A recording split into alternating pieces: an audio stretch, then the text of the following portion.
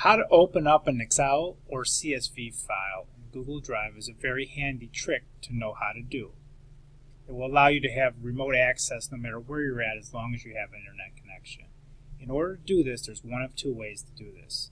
If you come over here and you click on this little Google Apps icon, typically you will see something that resembles this. Now occasionally I have seen people that are brand new, they will only see the Drive icon. So I will show you how to do this both ways. So if you click on the Google Sheets icon, what will happen is you will be taken to a page that looks just like this, and you can click on blank. And that will create you a new blank workbook for you to work in. If you get the Google Drive icon here, you can simply come over here to click on New. When you come over here, just click on Google Sheets and this will create a brand new blank sheet. Once you have your sheet here, in order to import the file you have, I just simply go to Open, and then I will choose the file from my computer by using the Upload option here. And then this will allow me to select a file from my computer.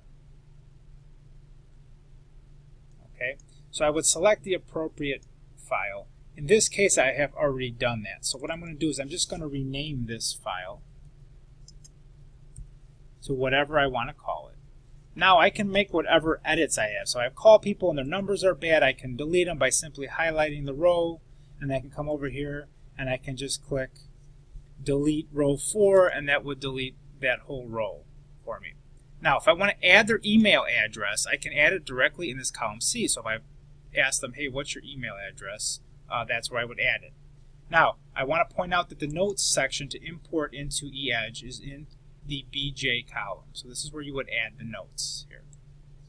Additionally, now, when you're getting ready to export this and to import that into eEdge, what you'll do is you'll hit File, you'll click Download As, and what you're going to do is you're going to do a comma-separated values, or a CSV file. And once you do this, this will allow that specific file that downloads directly to import into eEdge. As you see right here, the file is ready to download.